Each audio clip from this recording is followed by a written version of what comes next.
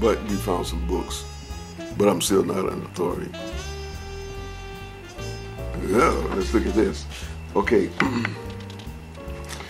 Early catamaran, tied wood before they were really catamarans. Now you see this. You got a bit of a long, heavy stick, tube or pole. Then you got a short pole with that's connected together. You know, and you see this: the long pole,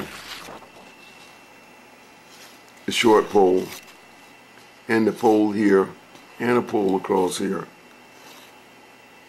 And this is the way the water shoe is built. But we have two more or less equal poles, or two equal balanced pontoons. But of course, you can make water shoes with one larger pontoon and one smaller pontoon. But we don't, you know, we're not gonna get it. We don't get into all of that. But you can also have a battery. You know, several bamboo poles over here, several bamboo poles over there.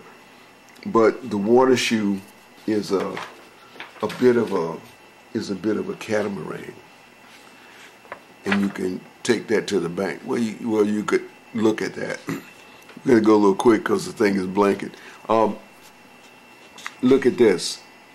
This is a fisherman, Oriental fisherman, and he's got skis. This is the earliest water ski was a water shoe before they had the boats to pull them and all this stuff.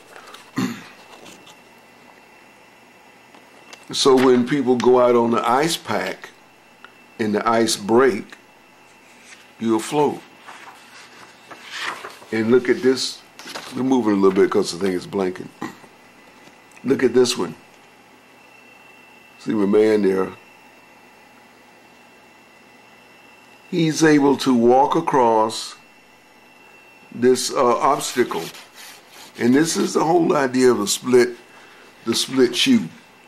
Not to walk in open water, but to walk across marsh, swamp, bog, and other obstructions. That's why we split the raft. We split the raft not for cosmetic reason. We split the raft so we can walk over obstacles. And that's why we use the split raft, to walk over obstacles.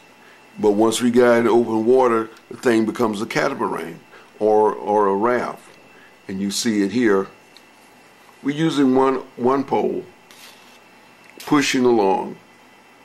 And we can stand on this and we have balance just by standing on the oar. You don't necessarily need two oars to balance yourself. You know, it's kind of like well, I don't know. I was going to say it's kind of like a surfboard, but a water shoe is not like a surfboard. On the water shoe, you wear regular street clothing because you aren't supposed to fall off. Sometimes you fall off, but you're not supposed to fall off. And so it's not like a surfboard. On a surfboard, you're supposed to fall off. It's understood that you're going to fall off. But on a water shoe, you're not supposed to fall off. And so with one pole that has a bit of a oar blade to it, so if it's too deep, then you could just you could use a blade, and you could use I don't know if you can use one hand. Can you use one hand with a push pole? Well, I guess you can hold it with one hand, and I guess it's easier. Well, anyway, look. Thank you guys. The thing is clicking. Thank you guys for being here. Thank you guys for showing up. Thank you guys for looking at this material. Hopefully, maybe this will become a club or whatever.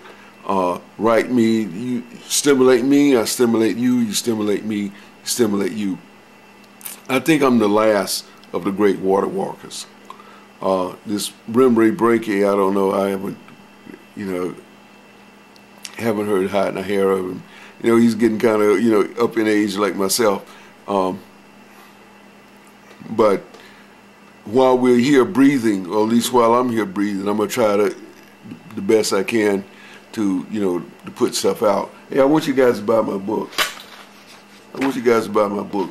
You know, it's on Amazon. It's parked at Amazon.com. It's parked at Amazon. It's parked at Amazon.com. It don't cost that much. You know, buy the book, and we give the money to, you know, maybe we buy some beer with it. You know, we buy a little beer or whatever. But, you know, we do other things too. You know, we do little charities and all kind of stuff. So buy the book, buy one for your friends, you know, and Christmas presents and all that stuff.